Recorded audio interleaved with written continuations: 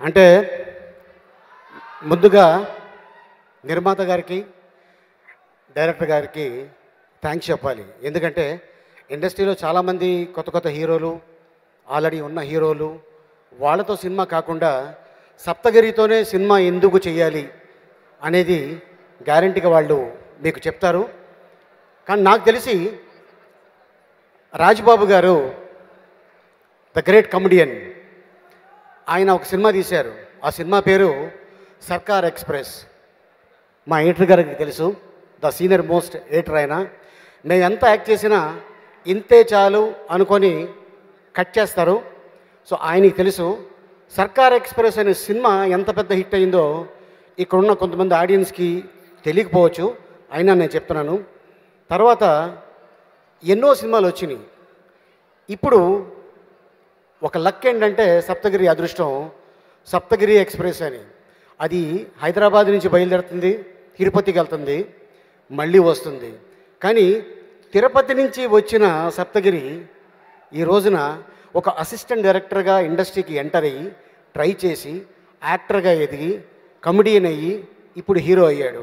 So ఎందుకంటే cinema బాగుంటే audience ఆదరిస్తారు, అందరినీ ఆశీర్వదిస్తారు. ప్రేక్షక దేవుళ్ళు వాళ్ళు మాకు ఆశీర్వదించ అంటే ఒక కమెడియన్ చేస్తే ఎలా ఉంటుంది అనేది డెఫినెట్గా ఫస్ట్ డే థియేటర్లో అదిరిపోతుంది. ఫర్ ఎగ్జాంపుల్ నేనే ఉన్నాను, నేను ఎప్పుడు అనుకోలేదు హీరో అవుతానని.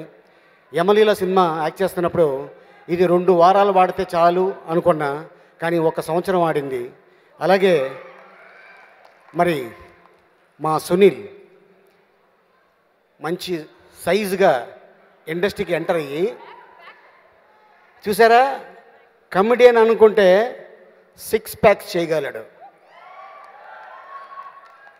కానీ ఒక హీరో, ఒక పెద్ద హీరో అనుకుంటే లావు అవలేడు.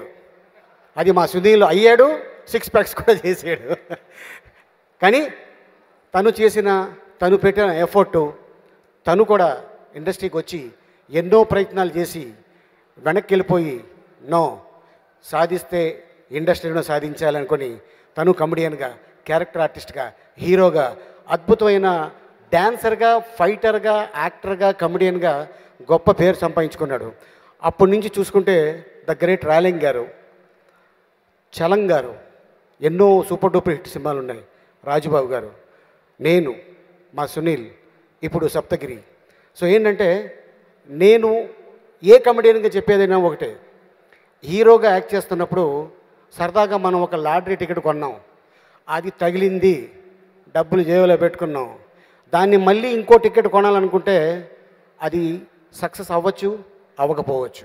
ప్రతి ఆర్టిస్టు, ప్రతి డైరెక్టరు, ప్రతి నిర్మాత సినిమా హిట్ అవ్వాలని తీస్తాడు తప్ప నా సినిమా ఫ్లాప్ అయిపోవాలని ఏ డైరెక్టర్ కానీ, ఏ ప్రొడ్యూసర్ కానీ, ఏ యాక్టర్ కానీ అనుకోడు. ఎందుకంటే కథ సహకరిస్తే అది చిన్నైనా పెద్దయినా, పెద్ద హీరో అయినా చిన్న హీరో అయినా సూపర్ డూపర్ హిట్ అవుతుంది. ఎందుకంటే కథలో విషయం ఉండాలి. సో అలాగే సప్తగిరి ఎన్నుకున్న ఈ కథలో అద్భుతమైన మ్యాటర్ ఉంది. తమిళ సినిమాని తీసుకొని దాన్ని మార్చి మా రామ్ ప్రసాద్ కెమెరామెన్గా, మ్యూజిక్ డైరెక్టర్సు, ఎంతో మంచి మంచి టెక్నీషియన్లు పెట్టి ఈ సినిమా చేశాడు. సప్తగిరి ఏంటంటే సార్ వీళ్ళందరినీ పెట్టుకుంటే బాగుంటుంది, నాకు ఒక ధైర్యం వస్తుంది అని సినిమా చేశాడు. సప్తగిరి నువ్వు హీరో అయినా కూడా ఆ కామెడీ మాత్రం వదులుకోదు, అది కంటిన్యూ చేయి. ఎందుకంటే ఆ కామెడీయే మనకి శ్రీరామ రక్ష.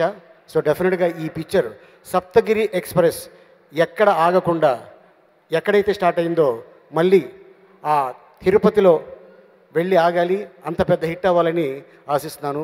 ఆల్ ది బెస్ట్ డైరెక్టర్ గారికి, నిర్మాత గారికి, Saptagiri. Thank you very much. యాక్చువల్గా సప్తగిరి ఈ సినిమా గురించి ముందు నాకు చెప్పాడండి. నేను కూడా తను ఎంకరేజ్ చేసిన వాళ్ళు ఒకడిని.